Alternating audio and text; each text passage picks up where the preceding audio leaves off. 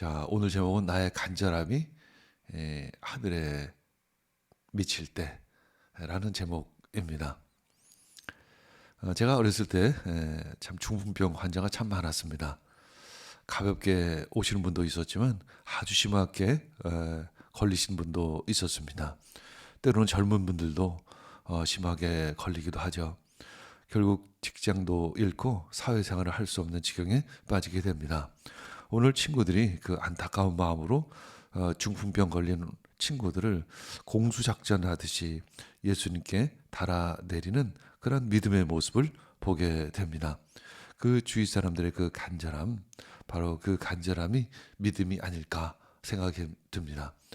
누가복음 5장 20절 보면 예수께서 그들의 믿음을 보시고 말씀하셨다. 이 사람아, 내 죄가 용서받았다. 예수님께서는 그들의 믿음을 보시고 말씀하십니다. 이 사람아, 내 죄가 용서받았다. 자, 오늘 암송 말씀입니다. 이 말씀이 생각이 나죠. 구하여라. 그리하면 하나님께서 너에게 주실 것이다. 찾아라. 그리하면 너희가 찾을 것이다. 문을 두드려라. 그리하면 하나님께서 너에게 열어 주실 것이다. 마태복음 7장 7절 말씀. 다시 한번 암송하겠습니다. 구하여라. 그리하면 하나님께서 너에게 주실 것이다. 찾아라. 그리하면 너희가 찾을 것이다. 문을 두드려라. 그리하면 하나님께서 너희에게 열어 주실 것이다. 마태복음 7장 7절 말씀. 아멘. 자,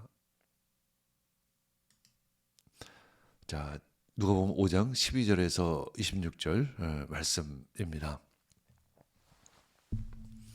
자, 12절에서 16절은 한 나병 환자가 예수를 찾아와서 주님이 원하시면 자기를 낫게 하실 수 있다라고 합니다. 나병 환자는 당시에 사회에서 격리될 수밖에 없는 아주 심한 피부병이죠. 나의 간절한 믿음이 예수를 만났을 때 기적이 일어납니다.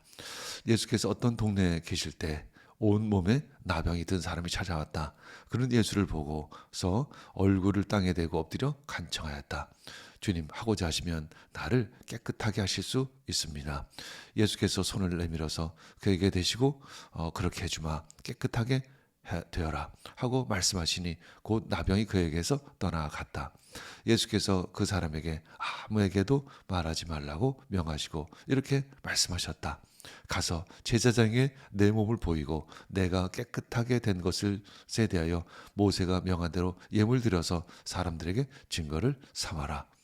그러나 예수의 소문이 더욱더 퍼지니 큰 무리가 그의 말씀도 듣고 또 자기들의 병도 고치고자 하여 모여들었다. 그러나 예수께서는 외딴 데로 물러가서 기도하셨다. 자, 17절에서 20절 말씀입니다. 이제 어떤 사람들이 중풍병자를 침상채로 지붕을 뚫고 마치 어떤 작전하듯이 무리 한가운데 내어 달아내렸습니다. 믿음은 주님에 대한 간절함이죠. 읽겠습니다. 오늘 예수께서 가르치시는데 갈릴리 및 유대의 모든 마을과 예루살렘에서 온 바리새파 사람들과 율법 교사들이 둘러앉아 있었다. 주님의 능력이 함께 하심으로 예수께서는 병을 고치셨다. 그런데 사람들이 중풍병에 걸린 사람을 침상에 눕힌 채로 데려와서는 안으로 들여서 예수 앞에 놓으려고 하였다. 그러나 무리 때문에 그를 안으로 들여올 수가 없어서 집으로 올라와서 기와를 벗겨 그 자리를 뚫고 그 병자를 침상에 누인 채 무리 한가운데로 예수 앞에 달아내렸다. 예수께서 그들의 믿음을 보시고 말씀하셨다. 이 사람아, 너의 죄가 용서받았다. 21에서 26절 말씀입니다. 치유의 현장을 보고도 눈이 가려서 믿지 못하는 사람이 있었습니다. 읽겠습니다. 그래서 율법학자들과 바리새파 사람들이 말하기를 하나님을 모독하는 말을 하다니 이 사람은 누구인가? 하나님 한 분밖에 누가 죄를 용서할 수 있는가 하면서 의아하게 생각하기 시작하였다. 예수께서는 그들의 생각을 알아채시고 말씀하셨다. 어찌하여 너희는 마음속으로 의아하게 생각하느냐? 내 죄가 용서받았다 하고 하는 것과 일어나서 걸어가거라 하고 말하는 것 가운데 어느 쪽이 더 말하기 쉬우냐? 그러나 너희는 인자가 땅에서 죄를 용서하는 권세를 가지고 있음을 알아야 한다. 그리고 예수께서 중풍병 환자에게 말씀하셨다. 내가 너에게 말한다. 일어나서 내 침상을 치워들고 내 집으로 가거라. 그러자 곧 그는 사람들 앞에서 일어나 자기가 누웠던 침상을 거두어 들고 하나님을 찬양하면서 집으로 갔다. 사람들은 모두 놀라서 하나님을 찬양하였으며 두려움에 차서 말하였다. 우리는 오늘 신기한 일을 보았다. 아멘. 자, 오늘 제목은 간절함이 하늘에 닿을 때라는 제목입니다. 간절함이 하늘에 닿을 때 어떤 일이 일어날까요?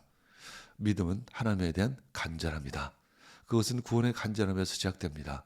그 간절함이 다시 기도로 올려지지요. 그래서 우리는 그 간절한 마음으로 기도하는 거죠. 또 기도할 수 있는 것은 바로 믿음에서 시작이 되는 것입니다.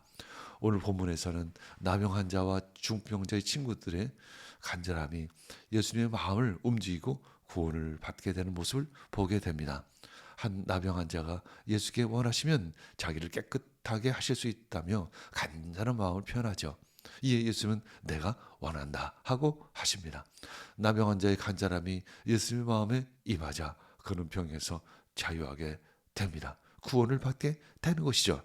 중풍병자는 자신의 병에서 낫기를 원하는 간절함이 친구들의 마음을 움직이고 또 그 친구들은 그 중풍병에 걸린 친구를 침상째 들고서 마치 공수작전하듯이 예수님이 계신 집을 향했습니다.